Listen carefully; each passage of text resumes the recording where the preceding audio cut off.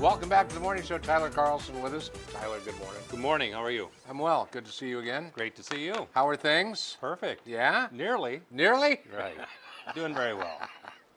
You guys at MEC, you're making me absolutely crazy because I get to watch what goes on over here and I get to watch what goes on over there and I get to see what my power bills are, and now obviously I'm seeing what their power bills are.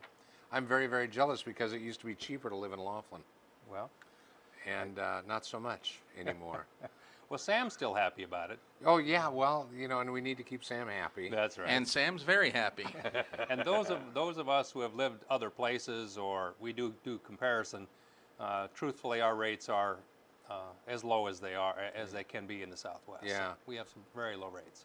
I saw where there's something going. They're trying to get 50,000 signatures on a petition to drive some type of legislation that would cause NV Energy to no longer be the monopoly in the state. Oh, is that right? Nevada, yeah. Yeah. So that's now underway, and they say they're not going to get in the way of it. So we'll see what happens. Who knows, right? Who knows? That's Yeah. interesting. But nobody never is irritated with MEC, are they?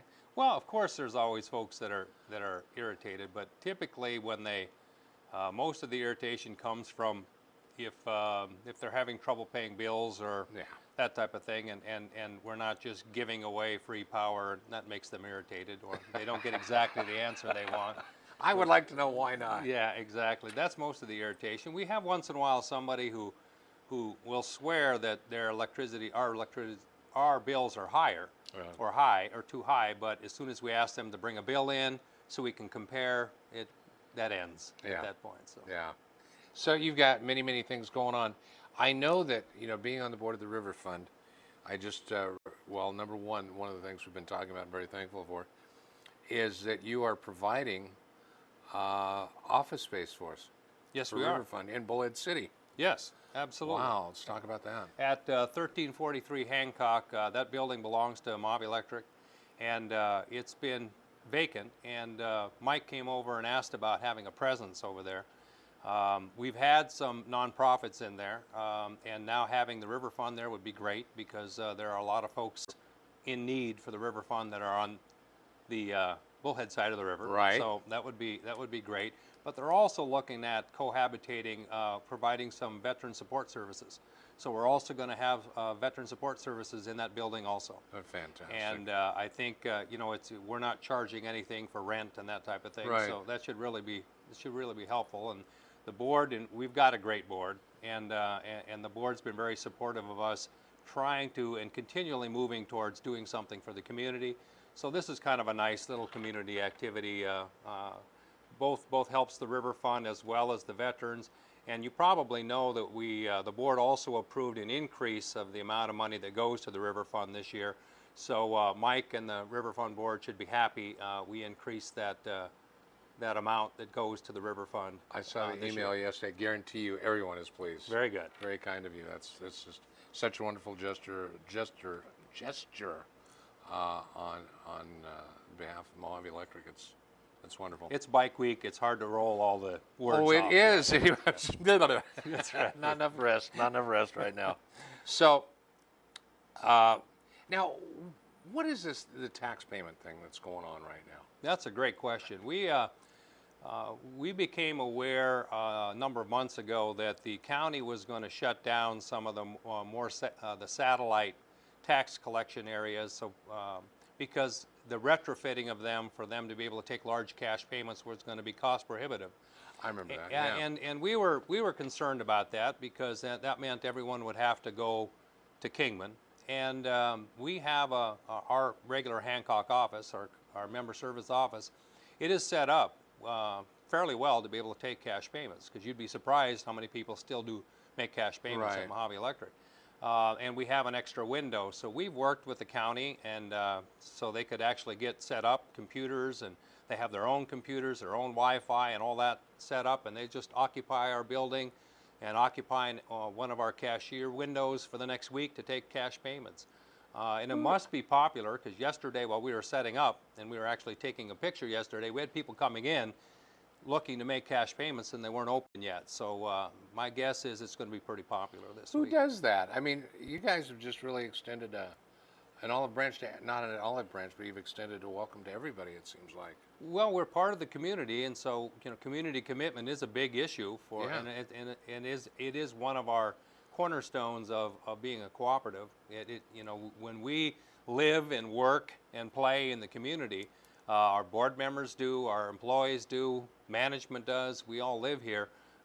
Commitment to community is pretty important, and so you'll see us try to get involved to the extent that we can. We can't do all things for all people. The need is infinite, and there's Right. no way we could Right. actually do everything. But where we can, we try to step in, and we thought this was a natural connection, and we're going to try it this year. And if it works, then we'll try to make this in play for the county every year that they want to use it, or every 6 months that they want to use it. I heard the other day that you called me out at a public meeting, so to speak. So to speak, You I did. Yes. kind of mentioned me at this meeting. And I know that about a week before that, a week prior, 2 weeks prior, you had asked, I guess Peggy had asked if I had an old power bill I'd like to provide y'all with so you could do some comparisons with it. Yes. I have yet to see that comparison. Oh, we have that comparison. I think we do too. If you have There it. it is. We basically took, and I appreciate it was your bill, but actually Lynn is the one that gave us the bill. Okay, fine. All right, so Lynn gave us the bill, and we just ran the comparison because there's a lot of on that bill, and on everyone's bill, they're fairly busy. But what we did is take the same usage and compared the two bills, and as you can see on the monitor there, the Mohave electric bill is substantially less. So, Sam, can you get any closer to that? I mean, because I'm trying to look at the numbers and the columns up there, or NV Energy and MEC. I can't get any closer on Okay. those. What is the top line on the MEC? How much? Is that 36? I You can't see yeah, any of it? it's I can't get very close to the screen myself with my glasses on and off. Then This is ask not Taylor. Good Lord. I don't know where Taylor's at. Okay, very That's good. all right. Well, the bottom line to it is Bottom line. we all may have different tiers. You mean where the pricing point goes, and we all have different adders and different numbers. But the bottom line to it was, for the same usage, ours was 88.31, and NV Energy's is 105.82 or something like that. Yeah. That's what it looks like. 106.82, and I have a person in here by the name of Peggy handed me a sheet of paper, Peggy, over and that top line, as I put my glasses back there on, you go. was 3603 for the 400 kilowatt hours. I'm sorry, $36.03. NV Energy's was 43.72. So, right there at the lowest level, it's still $7 higher. So you put that, let's go ahead and add that up to what, that's probably minimal, to what my bill is here for this company for the amount of power we burn with these lights and Sure. all, a dozen computers or so, and Right. on and on and on, air conditioning. Or at your house with all your ceiling fans going for your cats and your multiple refrigerators for your beer. Yeah, I understand all of that. But yeah, it would be different also for here. We were just trying to compare. Well, you ain't gonna let that go, are you? we were just trying to compare for the regular residential, since most of the folks are residential Yeah. in Bullhead City. Right. That's where most of our services are. So it kind of gives an idea when folks are wondering or complaining about whether or not our prices and our costs are different Yeah. than the folks that are around us. We can certainly point across the river and compare. And I think And that other that's places in Arizona. Excuse me for interrupting. Am I yeah, correct? absolutely. Even Unisource, before they actually go through their 6% increase that they're proposing, we're still less today than the. If you use our average usage, we're still less than even Unisource. So Son of a gun. it's not much, but we do gauge. We do. if you think that just because we're not for profit, that for some reason we don't pay attention to the bottom line, or we don't pay attention to Right. the actual cost, that's not a very good assertion, or a thought process about us. We do look at our competition. We do look at the folks around us and make sure that we're given a good service, not just reliability, but also the cost of that service. What do you think, and I haven't spoken to you about this yet, just recently, and I compare everything to V Energy, it sounds like I'm picking on them, and I really want you to think that I am. This most recent move in regard to the people with solar power. Right. You heard about that? I've heard some about that. Okay. Yes. And taking the monies they were paying these people. You and I have had this conversation. Yes, we have. And Yes, we have. I'm visceral about it. I mean, I'm just, how can you do that? But there is another side to it that most people don't understand. However, people who have had these things that went in and bought them, $20,000, $30,000 for a rooftop, with the guarantee at that point, or at least the belief, that they're going to be able to get it paid off in 20 or 30 Right. years. Right. About 15 years, I guess, is the ROI on it. All of a sudden, they aren't paying them anymore for this, they aren't paying for that, and their profit has been cut to nothing. So really, they gain nothing by putting those on their roof.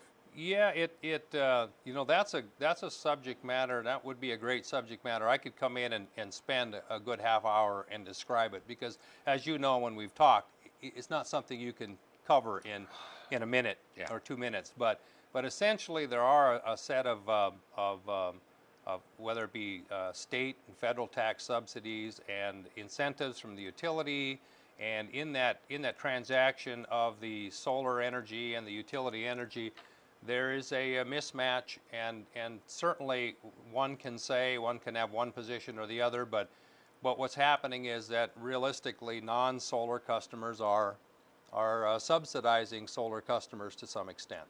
And of course the solar industry itself will come unglued when they hear me say that, but the facts and figures are pretty much that. Mm-hmm.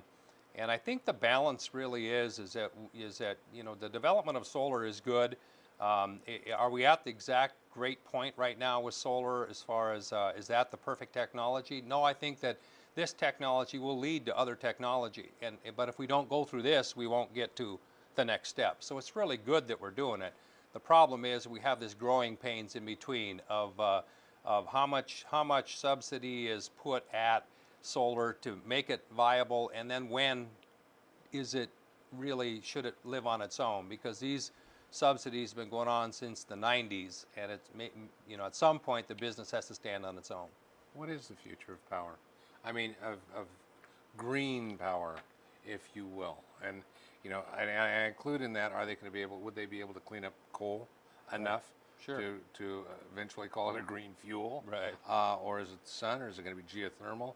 Is it going to be wind? Where are we going? It's yes to what you just said, because I think what you're going to have, just like in an economic portfolio, you have to have a balanced portfolio on your power supply, because you don't want to get to a point where any one given power supply is all you have.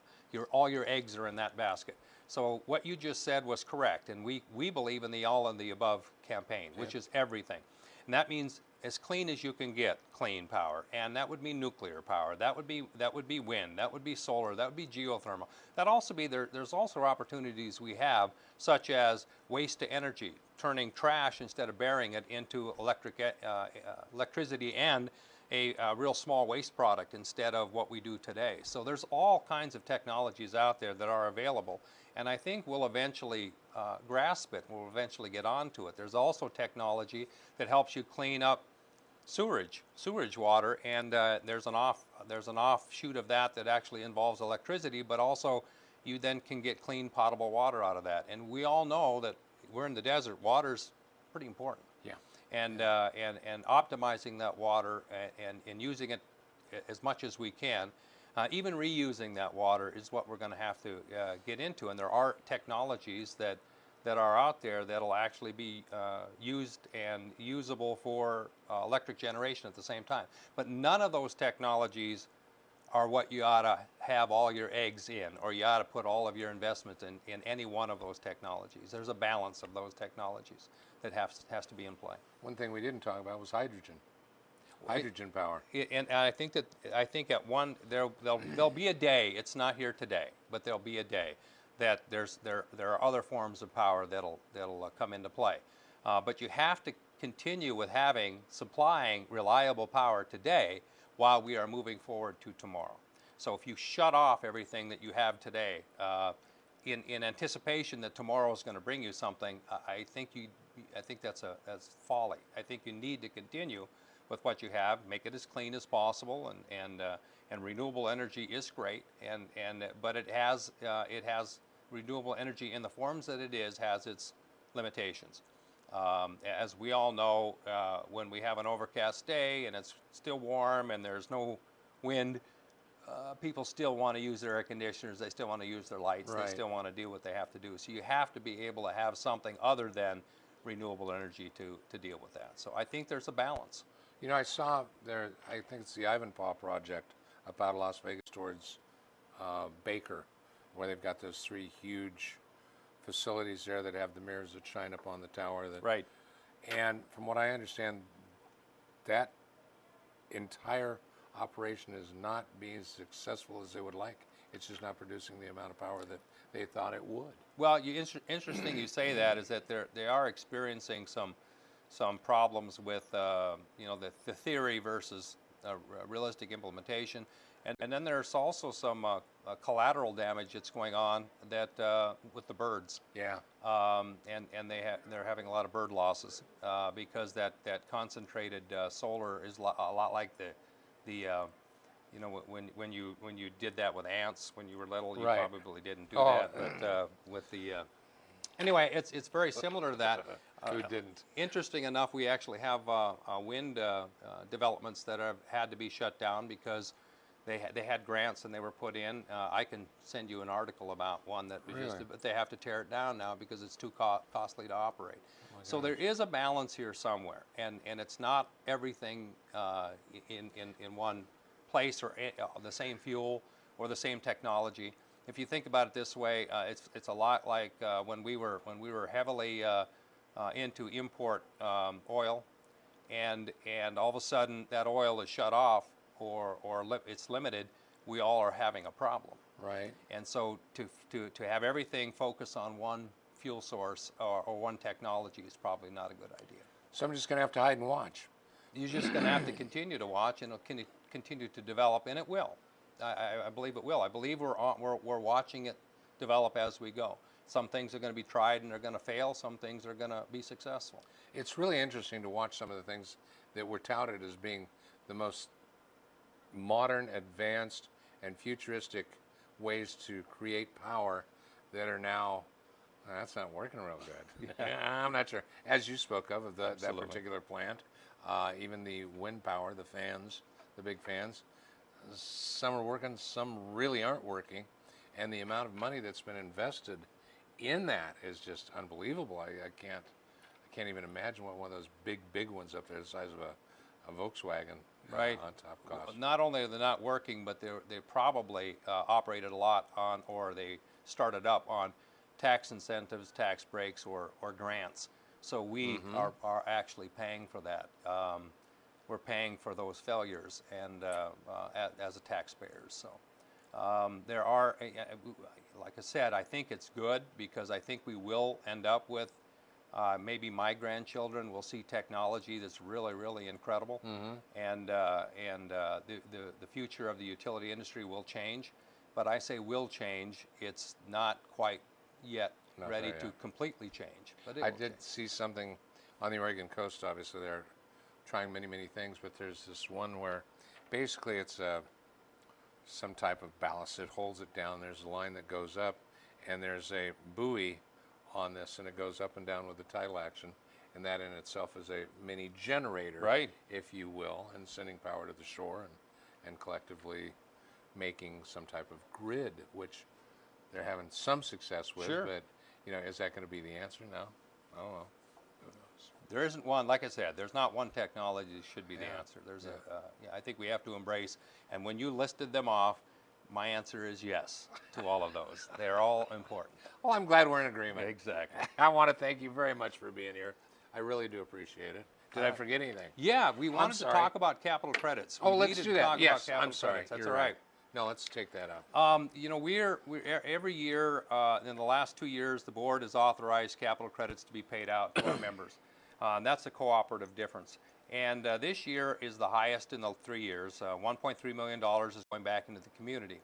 And what we're asking folks to do is really consider reinvesting those dollars in the community. We're going to have over 35,000 checks, about $1 million worth of checks that'll go into the community. And, you know, consider reinvesting those in the community. Consider making a donation to the schools. And the schools are ready for this. You know, if you go to the school's webpage, there's the Power of there you Membership Capital Credit Refunds. The schools are ready to be able to take your refund check, your capital credit refund check, and directly they'll actually execute those. They'll cash those checks for you. And to the extent that you have a tax liability, a state tax liability, you get that credit back at the end of the year. So you not only reinvest in the community by reinvesting in the schools, but you also then have you also get that money back when you file your Wow. taxes. So you're keeping the money local. You're investing local, and I can tell you for sure that to the extent that we can take a significant portion of that $1 million and reinvest into the schools, that'd be incredibly helpful to the schools. Gosh, yeah. Yes, as tight as they seem to be getting with funding from everywhere that they used to get it. Absolutely. That's a hell of a good idea. It is, and so please reinvest in your community. Please consider taking your patronage capital checks and reinvesting them back in the schools. They're ready. Our website has information on it. There's the information right up there in which you can go to. The schools are ready. They have the forms. They'll execute the checks for you. But that's a real big deal, and the money should be coming out next week. Wow. And so next week the checks will start to come out. So please consider that. Please consider, you know, it's found money, meaning that, Right. that you can't expect to have it because we don't always know when we're going to have positive margins. But we had positive margins this year, and this is money back in the community from Mohave Electric, which is the value of being in a not-for-profit utility, not just the rates, but Right. also when we have margins, which in the investor-owned world would be profits, we give those back. Fabulous. And please consider reinvesting in your community. Think about it. Might not be a bad idea, right? Again, Thank you. thank you very much. All right. Appreciate it.